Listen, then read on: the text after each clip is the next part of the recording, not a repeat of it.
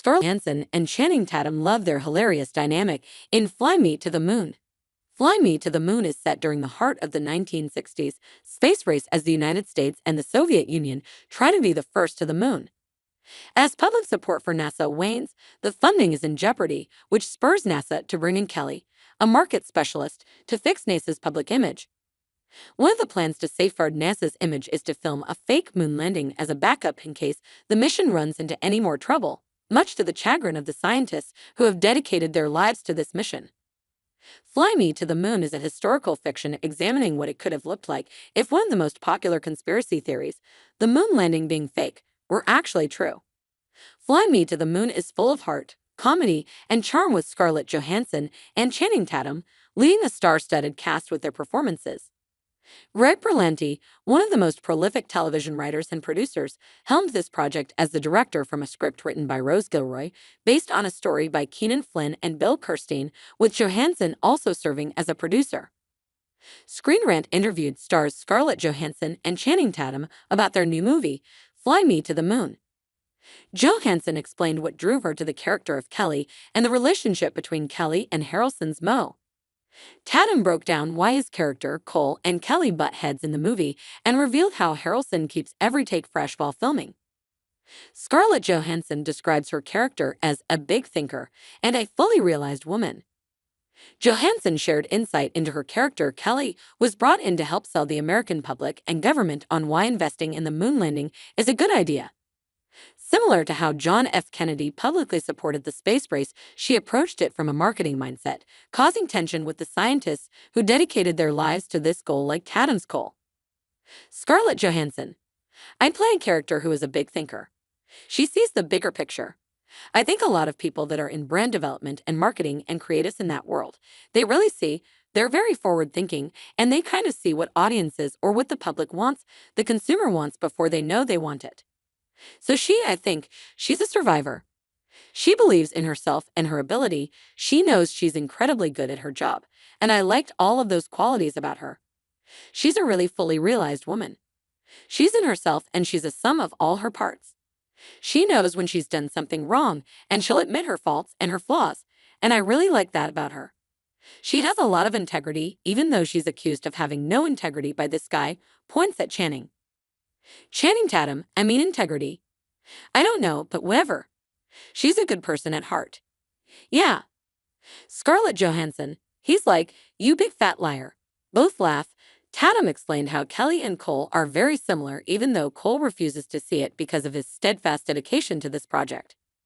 He explained why it is mind-boggling to Cole that people wouldn't want to dedicate money and time to this project in the same way he has dedicated his life. Channing Tatum, I think they're very much alike, but go at it from two completely different angles. Cole is a very much get it done, however you possibly can get it done. She is as well, but she's willing to go around, and I'm just like, no, we're going to just go straight line, and we're going to march it down the field any way possible. I think that Cole has a lot going on emotionally. I think there's a lot of, I would say, maybe guilt that's driving him. On top of that, it's almost astonishing to him because he's so bought into what this means that America wouldn't want this, that the government doesn't to give him the money, that they want to go to the moon, but they don't want to do what it takes to get there.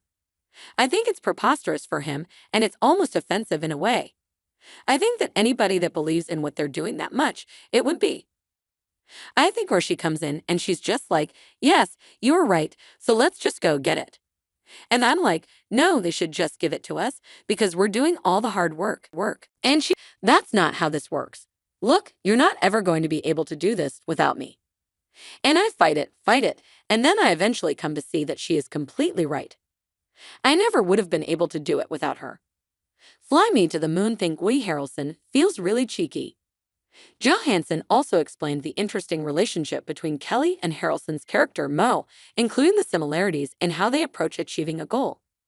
She and Tatum also shared how Harrelson brings something extra to the role beyond what is in the script, with every take feeling fresh and new. Scarlett Johansson, I cannot imagine Woody actually taking on a role and then just doing right what was on the page. He just doesn't.